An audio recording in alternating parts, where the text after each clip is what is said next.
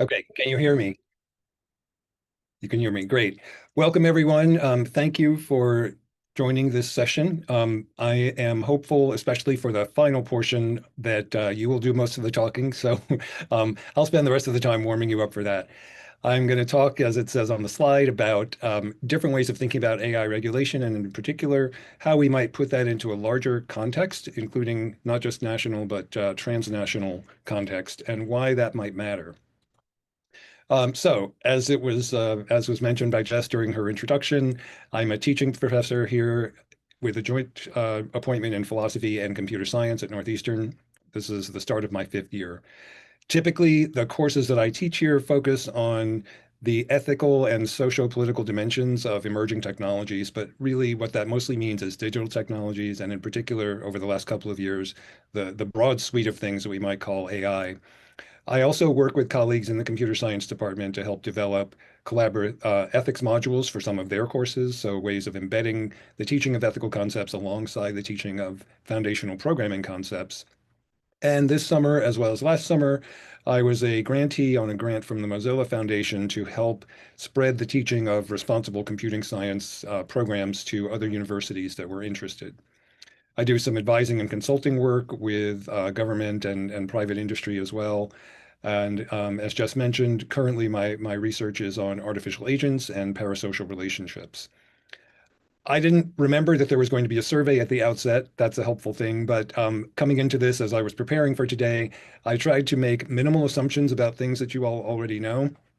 I recognize when there's hundreds of people in attendance, it's hard to know what the average level of understanding of any of these things is. It's hard for me to know my own level of understanding given how much is changing from day to day. So I'm going to try to avoid too much technical jargon. And if there be any things that I say that are unclear or that you would like me to clarify further, please let me know during the question and answer portion. So I'm going to set a little bit of context. I will talk a little bit about some of the key actors in AI regulation. I will compare a couple of regulatory approaches. These will be at the national level. So there will be Brazil, China, the United States, and the European Union. And then again, this is the final part where I hope most of you will be doing most of the talking, exploring some of the implications for what any of these regulatory schemes might mean for your work as public sector employees and for the services that you provide. So let's start by setting the context. A couple of different things come to mind when people talk about AI regulation, and that actually makes it very hard to talk about AI regulation because we have an issue of people perhaps talking past each other or not even talking about the same things. So I want to explain and illustrate some of the ways in which it can be confusing to know what it is we're talking about when we're talking about AI in the context of regulation. On this slide, you can see different ways of trying to distinguish AI as the larger category from things like machine learning models or deep learning models as subcategories. You can also see that even within the subcategory of machine learning and or deep learning, we have models that are used or systems that are used to make predictions, and we have systems that are used to generate new content, such as somebody's voice, an image, an essay, a report, or what have you. So one way of thinking about the target of AI regulation is in terms of all of the things that fit into those subsets on the left-hand image, right? Machine learning related systems, deep learning related systems. There is, however, another way of thinking about AI, and that's not as just a sort of abstraction at the level of software, but to look at the larger infrastructure, which includes hardware and which includes social and environmental contexts. So on these slides, or sorry, this slide, you'll see images that try to pull the camera back and give more of a glimpse into what it is that makes the software itself possible. So the data collection, the actual hardware on which the systems live, how people are compensated for the work that they do in, let's say, cleaning the data or the work that they did that created the data that was used in the first place, how the models are distributed, and so forth. So this is all by way of saying that there are different targets of AI regulation because different people are talking about different things. As for regulation itself, that word sometimes conjures up the notion of people who are passing laws. And to be fair, I will say that many of the examples that I'm going to give later on are examples in which laws are the primary drivers of regulation. But as we know from our own lives and from other contexts, there are other ways in which you can regulate someone's behavior, either at the individual level or at the collective level. The legal theorist Lawrence Lessig wrote a book a good quarter of a century ago now, Code and Other Laws of Cyberspace, in which he argues and illustrates ways in which laws are not the only ways in which we regulate things. So he was particularly interested in code, by which he meant software and software infrastructure, as itself being a regulatory mechanism. The image on the slide, the thing that would best fit code is architecture. So he talked about in particular the way that the architecture of the internet made certain things easier to do, made other things harder to do, made some things possible and other things impossible. And that's by just the architectural design of the internet itself, even setting aside market mechanisms or laws that might have been passed or different kinds of social or political norms.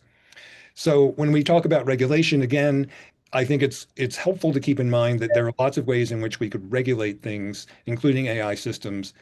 In addition to using the law interacts with economics, it interacts with various social norms that we might have, and it interacts with the design constraints or design features of these systems.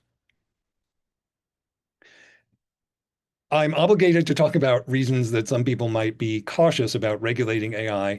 These are also reasons that some people are generally skeptical about regulation, period. So I don't want to claim that these are uniquely, that they come up uniquely in the context of AI systems. So there's one called the Collingwood dilemma, and its sort of corollary, the pacing problem. Another grounds for caution is, again, going back to the earlier discussion, it's unclear exactly what it is that we're talking about when we're talking about regulating AI. What is the thing, or what are the things that we're talking about regulating? There's also often a distrust of the would-be regulators. It could be that you think they've been captured by the very industries that they're meant to regulate.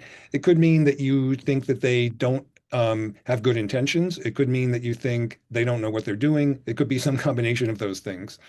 And then finally, there are also economic and geopolitical considerations that some people fear would take a back seat if we focus too much on regulation, or that would in fact actually harm or undermine various kinds of economic or geopolitical goals that the nation or the political unit might have.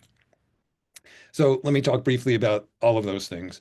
Let's start with the Collingwood dilemma. This is named after an author who wrote a book in 1980 in which he was examining the development of different kinds of technologies and doing a sort of combination of history and social commentary. And what he claimed is that you face an issue when you're thinking about any sort of new technology, which is that when it begins, it's very hard to know what its potential impacts or effects are going to be. But that's also the time at which it would be easier to, or easiest even, to control that system or those systems. But as they become more embedded in a society, as people take them more and more for granted, as they become parts of the infrastructure of a society, for example, it becomes more and more difficult to actually turn around or reverse course at that point. So imagine, for example, the difference between trying to regulate automobiles in the 1910s versus doing so in the 2010s. So at this point, we have a lot of evidence about the effect of automobiles on culture, on environment, and so forth. But it would be very, very difficult to sort of unwind all of those effects. So he's making a similar claim at a general level about most technologies. And so one reason that some people are skeptical about regulation is this idea that by the time you know the regulations are necessary, it might be too late in some ways. And if you impose regulations too prematurely, then you might prevent some of the real benefits that the technologies could bring with them. That's also illustrated by Adam Tierer and the image from one of his blog posts on the right-hand side of the screen, that the pace of technology, many people believe this, that the pace of technology outstrips the pace of our politics. That is to say, both in terms of the general public's understanding of these technologies, people's awareness of their effects, let alone politicians' awareness of the technologies and understanding of them and their ability to sort of catch up to where the technologies are taking us.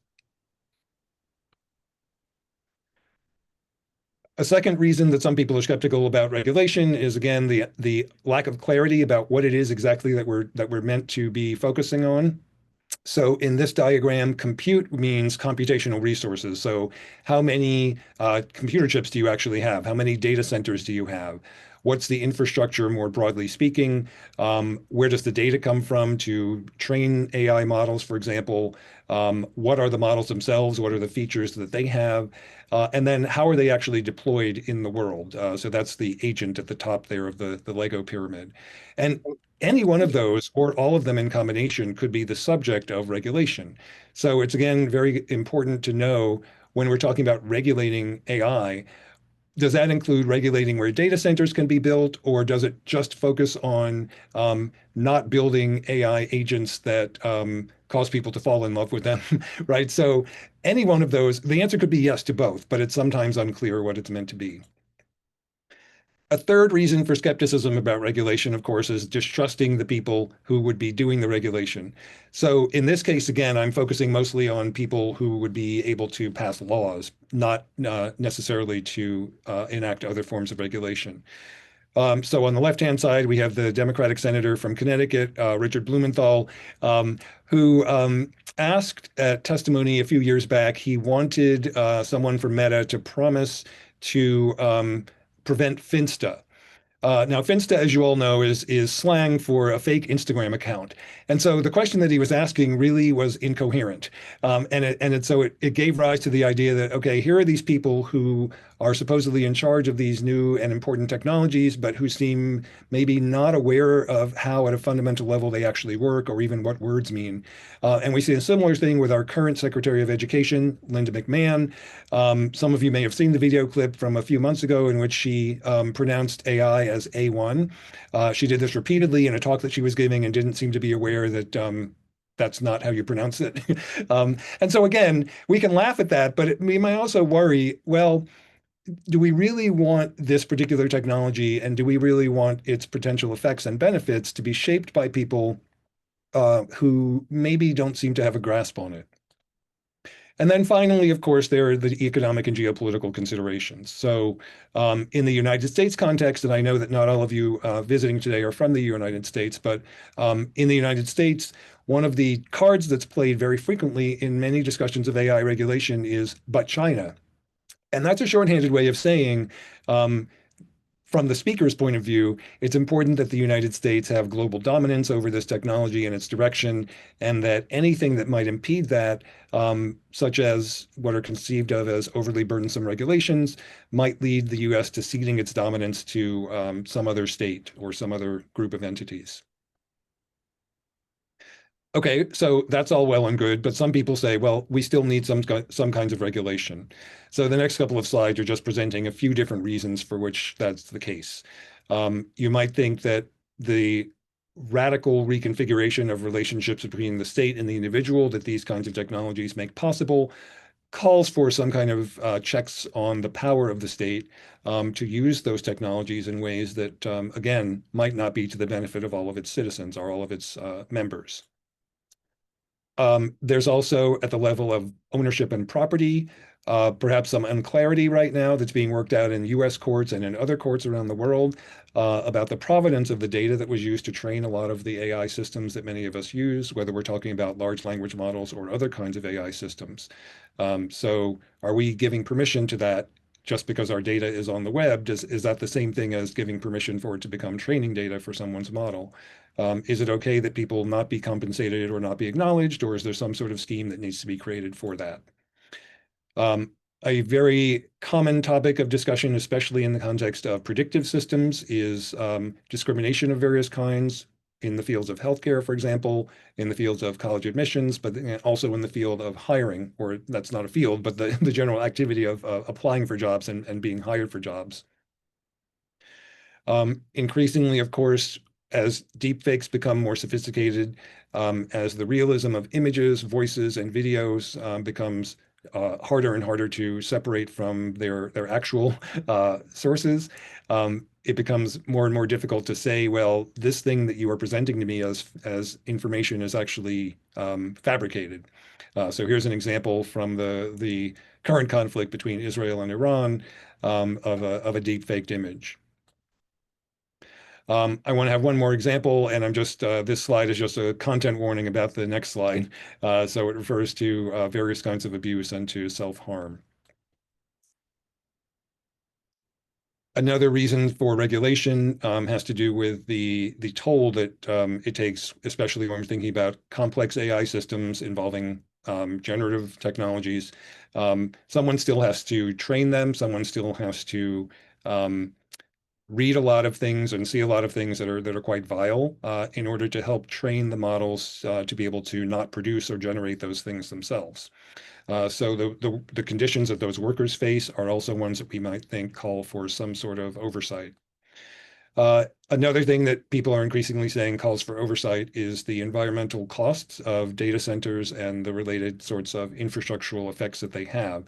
In particular, because a lot of these uh, vendors are not very forthcoming about how much energy, how much water, how much other resources, many of which are non-renewable, they are using for these models. Um, I'm going to skip that slide. I'll come back to it later. Let's talk about some key actors in AI regulation. This will be the shortest part. So what this slide shows is, I've tried to put in three different categories, some of what I think are the key actors.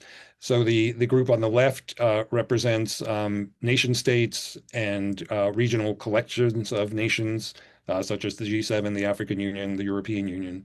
The column in the middle is my best attempt to look at nonprofit organizations that I think are actually having effects when it comes to shaping discussions about different kinds of AI regulation.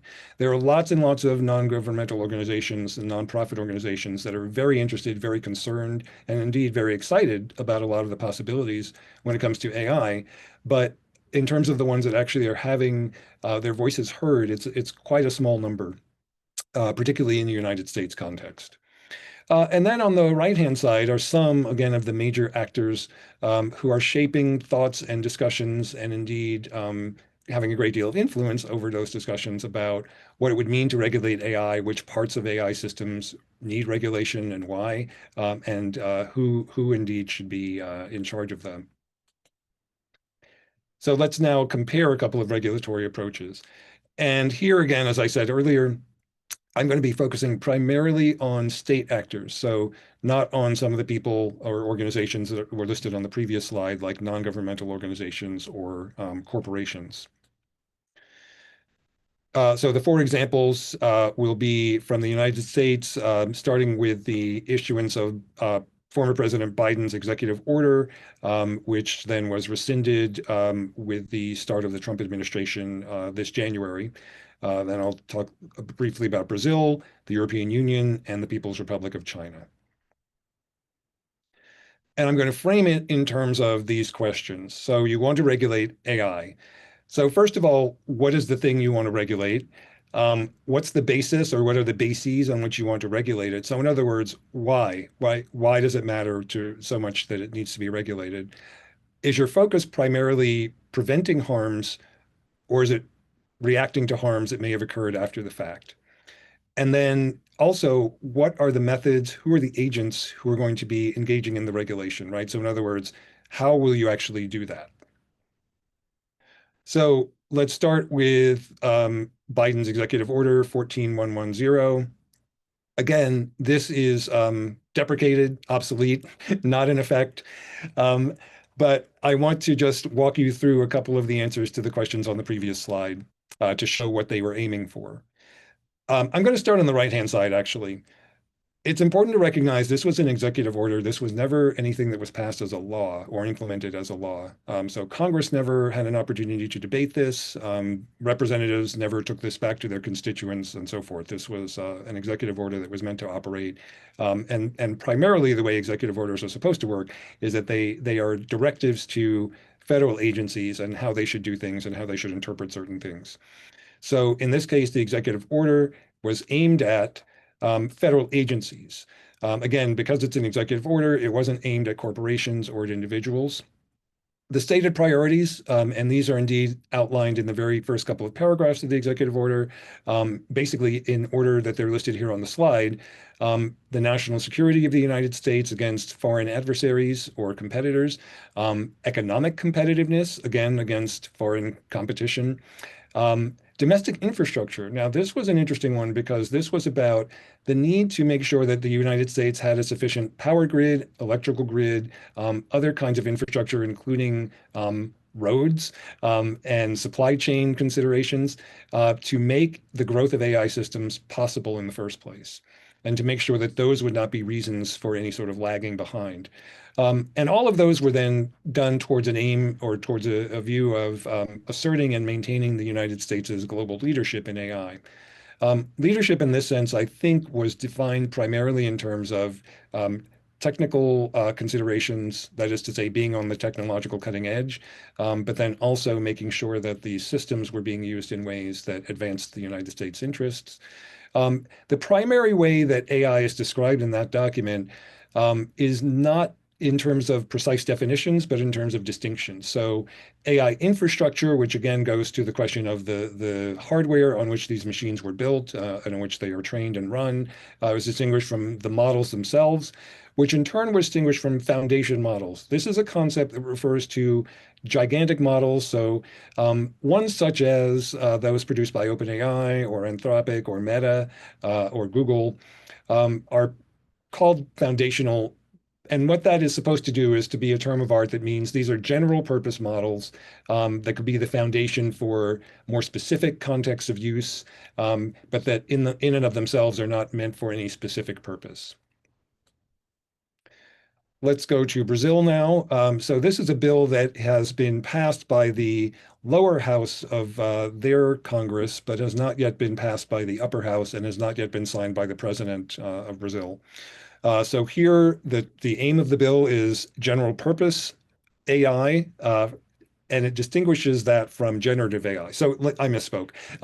It's actually aimed at both of those things, but the law takes care to distinguish them and tries to define generative AI in ways that I think many of us are already familiar with. That is to say, systems that are able to generate new content, whether it be images, voice, or text, or anything else, on the basis of how it was trained. The stated priorities of the law include the protection of human rights.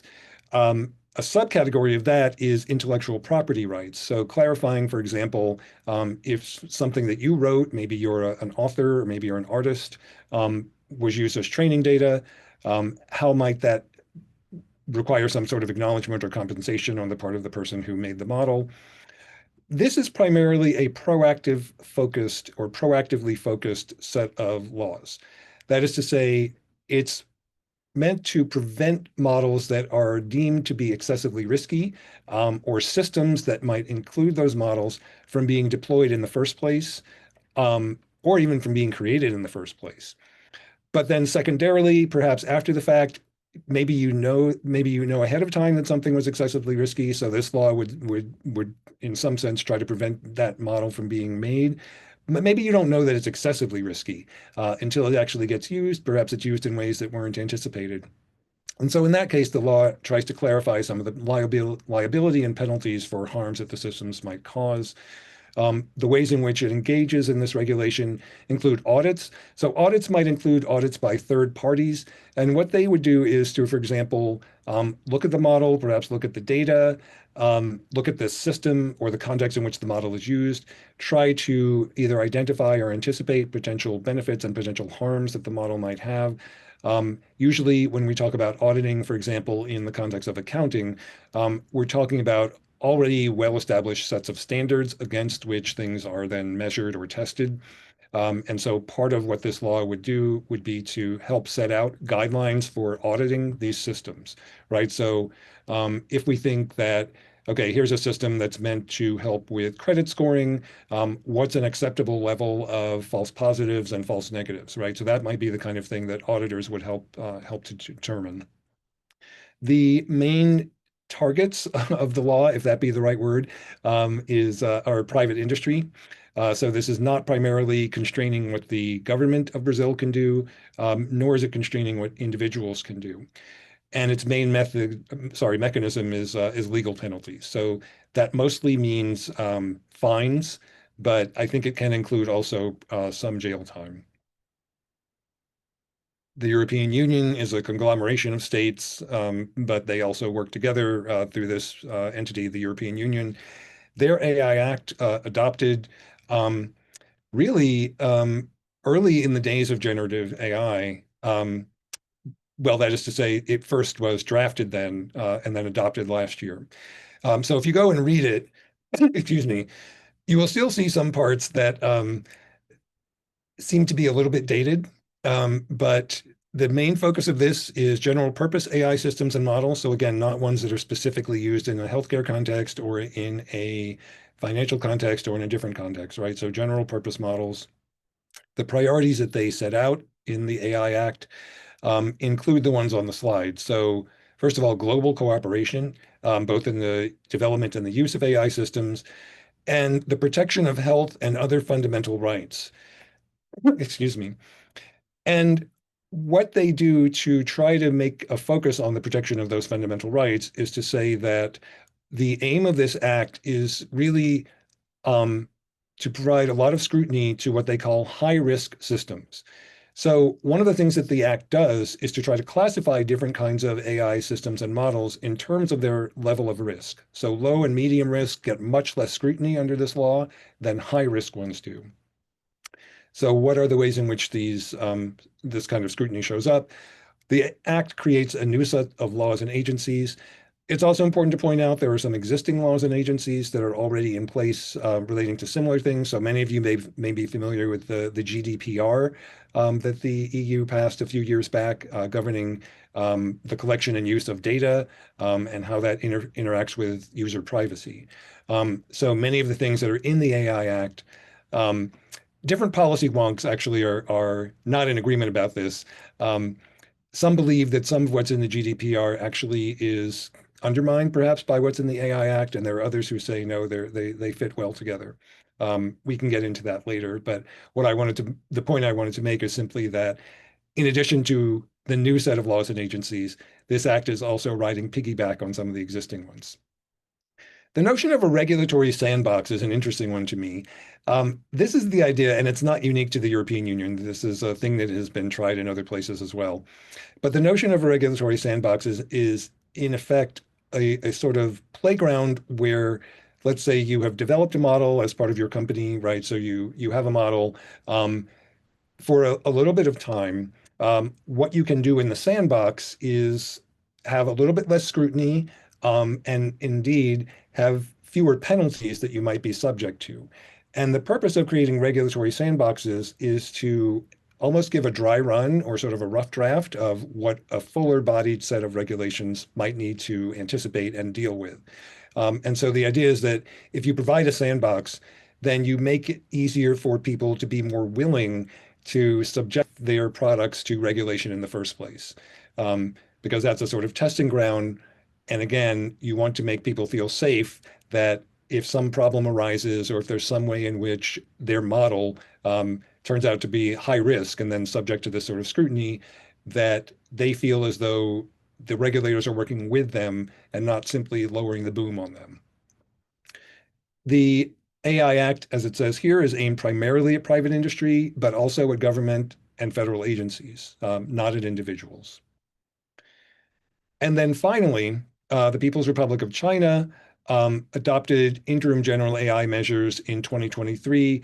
One of the things about talking about AI regulation, especially in an international context, is that there are entire websites that have trackers, and all that they do is update every day the introduction of different bills, the passage of various bills in different nations and different national groups across the planet. So that's relevant here to the discussion of China because what I have on the slide here is what was adopted 2 years ago or 2.5 years ago now.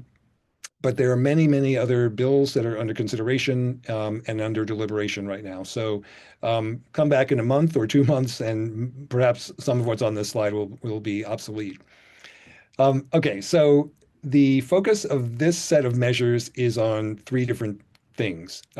Generative models, generative AI models, and again, that's defined pretty much in the same way that the other entities have defined it in terms of models that are able to generate new content of a variety of kinds on the basis of the data on which they were provided. Service providers. So service providers are defined in the law as those entities, mostly companies, that create the AI models in the first place. And here, the focus is really on large-scale models, perhaps what would be called in other contexts, foundational models. And then service users. So the AI service users could be smaller companies. They could also be individuals who are using their models, using DeepSeek, for example, or any of the ones that are available there as well as DeepSeek. So the priorities for China, the Chinese leadership, you'll notice resonances between the ones that the USA lists and the ones that are listed here. So national security, economic competitiveness. Um, there is also an interesting addition, labeling AI generated content. So this may become a feature that other governing bodies want to pick up on, and I know that many are interested in this. So in the United States, for example, the Take It Down Act was recently passed by Congress, in part to deal with this threat of deepfaked videos and images. So that's also something that's built into their law, that anything that is AI generated must be labeled as such. And then another feature goes to the infrastructural issue, and that's a requirement for greater standardization of the design requirements. So the design requirements for what? Well, both the design requirements for software systems, but also design requirements for infrastructure at a physical level. So that means the ways that things are being done in different provinces in China needs to be harmonized, and that's an important priority for them. The regulatory methods, so one of them requires that models be pre-registered. So what pre-registration means is that if you are building a model that you intend for public use, and especially for large-scale public use, you need to register it with the government agency. What you are doing in that case is more or less attesting that this is something that is not going to cause large harm. It's not going to violate fundamental rights, and it's not going to be socially destructive.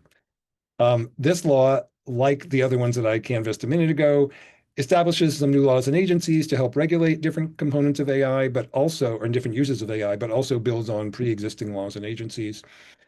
And like many of the others, its primary focus is industry. So that's corporations, companies, not so much government agencies, and not so much individuals. Okay, so yes, this is the part now where I'm going to learn from you. I need to learn from you as we think about what some of the implications might be for public sector workers, people who are providing public services, in different contexts, whether we're talking about the United States or other nations or other bodies altogether.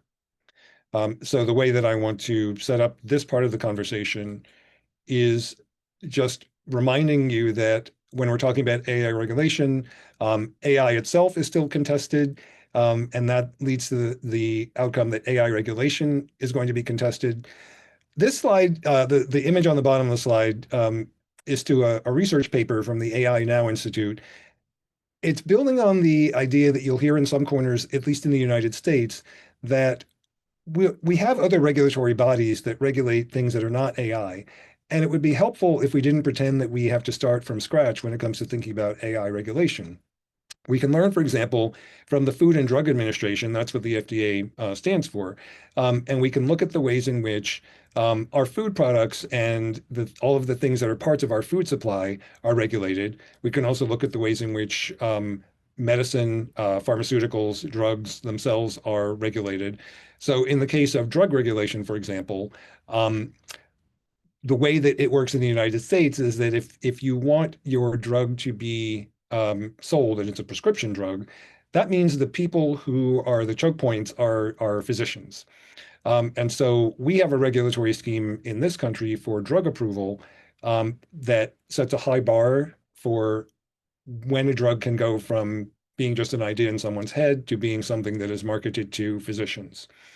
And one of the things that is true about a lot of drug trials is that, well, that there are drug trials in the first place, right? So we have a control group, we have an experimental group. We sort of see what some of the side effects are of the drugs. And there's an entire well set up process for drugs to go through to get FDA approval before they are just put out there for the public to use. Um, we don't and haven't so far had anything like that when it comes to AI systems, right? They've just sort of been put out there for all of us, and it's been a societal-wide experiment. Um, and so one of the things that some people have suggested is, well, maybe it's time to tighten the reins a little bit. Maybe we should be thinking about other federal agencies, other government agencies, and the ways that they think about regulation and the things that should be regulated and how that should happen. And it may not be too late, according to some of these people, to apply some of those lessons. So I'm interested, particularly those of you who are public sector workers in different agencies, to hear some of your thoughts about what you see as some of the strengths or limitations of the kinds of regulatory systems that are in place where you work, either as things that we could adopt lessons from and perhaps adapt them as we're thinking about AI regulation, or even as cautionary tales where you think that we should learn a lesson about what not to do. So general implications, and I will end my remarks here.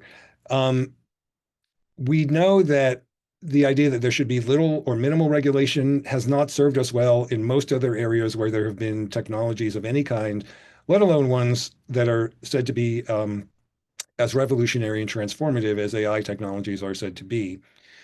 We also know that AI systems, um, again, because of the societies in which they come and the existing geopolitical relations and existing economic orders, can magnify existing harms. We also know that they can cause different harms that perhaps weren't possible to cause before. We also want it to be the case, or sorry, we want to acknowledge that because of those harms, we want to make sure that people acknowledge those harms and are seeking to mitigate them.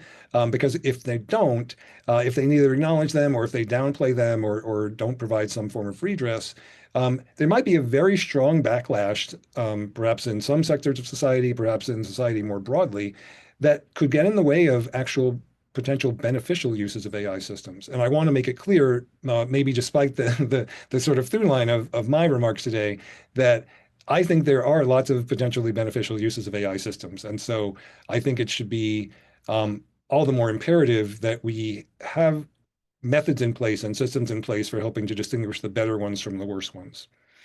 Finally, I think that there's a false dilemma that's often presented in this kind of discussion where we can either have, quote, innovation or we can have regulation. And those things are said to be diametrically opposed.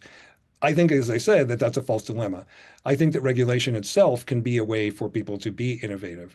Um, Again, this is because laws are not the only forms of regulation. Laws by themselves are not the only forms of regulation. But I think laws can also be a way, in concert with things like norms and infrastructure and markets and other economic systems, they can be ways for us to express certain values that are important to us and to defend and maintain those values. So I think it's important as we reflect on the role of regulation in AI, um, not to think that regulation can prevent innovation, but rather it could itself be an expression of innovation. All right, thank you, everyone. I will. So the floor is open now for questions. Also, as I said a moment ago, I would really